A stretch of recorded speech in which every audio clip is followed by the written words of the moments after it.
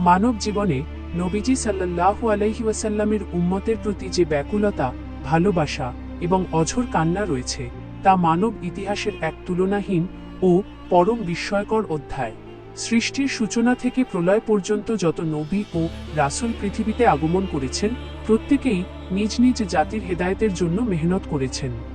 কিন্তু একমাত্র হযরত মুহাম্মদ সাল্লাল্লাহু আলাইহি ওয়াসাল্লামই এমন একজন মহান দরদী নবী, যিনি নিজ জীবনের প্রতিটি মুহূর্তে, এমনকি মৃত্যুর বিছানায় এবং কিয়ামতের ময়দানেও কেবল উম্মত উম্মত বলে রোদন করেছেন।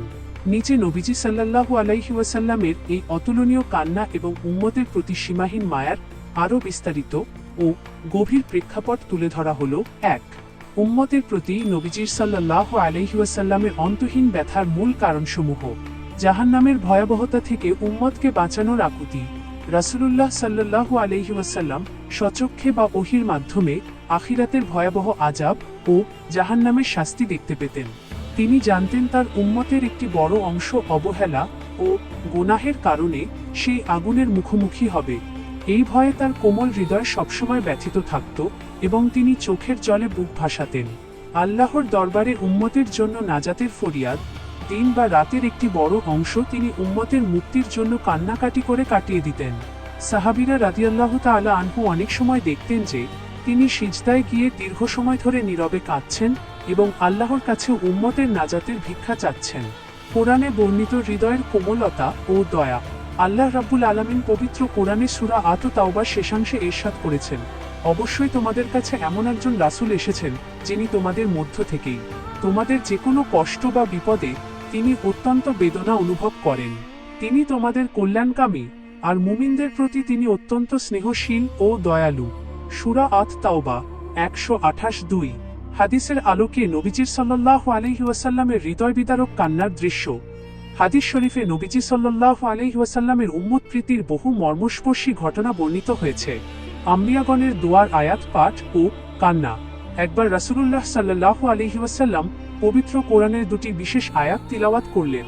প্রথমটি ছিল সূরা ইব্রাহিমের ৩৬ নম্বর আয়াত, যেখানে হযরত ইব্রাহিম আলাইহিস সালাম তার অবাধ্য উম্মত সম্পর্কে বলেছিলেন, হে আমার রব, যে আমার অবাধ্য হবে, আপনি তো ক্ষমাশীল ও দয়ালু।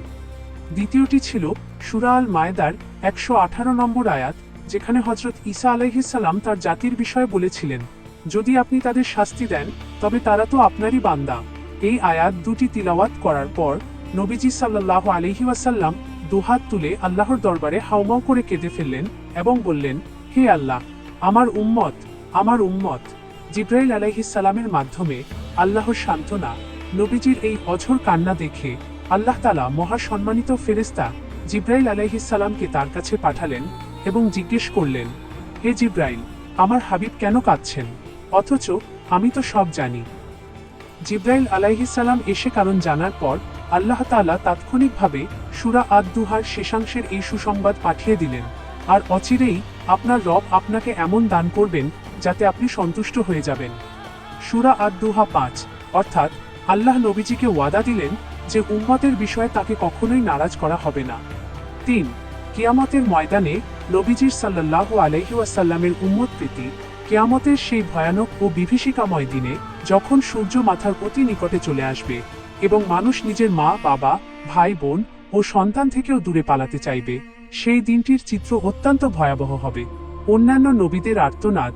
সেই কঠিন মুহূর্তে সমস্ত নবী রাসূলগণও ভয়ে কাঁপতে থাকবেন এবং আত্মরক্ষার্থে কেবল নাফসি নাফসি, আমার কি হবে, আমার কি হবে বলে চিৎকার করতে থাকবেন।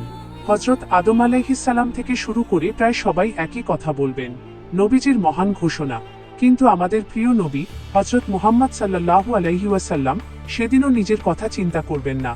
তিনি সিজদায় লুটিয়ে পড়বেন এবং আল্লাহর দরবারে ফরিয়াদ করতে থাকবেন, উম্মতি উম্মতি, আমার উম্মত, আমার উম্মত। আল্লাহ তাআলা তখন বলবেন, হে মুহাম্মদ, আপনার মাথা তুলুন এবং বলুন, আপনার কথা শোনা হবে, সুপারিশ করুন, আপনার সুপারিশ কবুল করা হবে। ৪.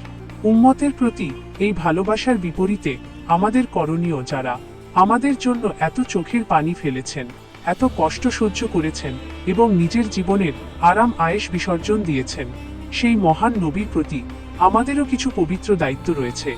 সুন্নাহর পূর্ণ অনুসরণ, নবীজি সাল্লাল্লাহু আলাইহি ওয়াসাল্লামের প্রতিটি কথা, কাজ ও আদর্শকে নিজ জীবনে বাস্তবায়ন করা, বেশি বেশি দরুদ পাঠ করা, যেখানেই নবীজির নাম উচ্চারিত হবে গভীর মহব্বতে সাল্লাল্লাহু আলাইহি ওয়াসাল্লাম পাঠ করা, উম্মতের ঐক্যের স্বার্থে কাজ করা, নবীজির কষ্ট লাঘব করার জন্য তার আদর্শ অনুযায়ী সৎপথে চলা এবং অন্য ভাইদের প্রতি সহানুভূতিশীল হওয়া।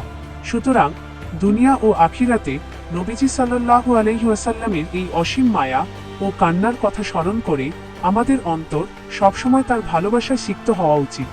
সাহাবীরা রাদিয়াল্লাহু তাআলা আনহু যেভাবে নিজেদের জানমাল দিয়ে তাকে ভালোবেসেছিলেন, আমাদেরও সেই পথে চলা উচিত।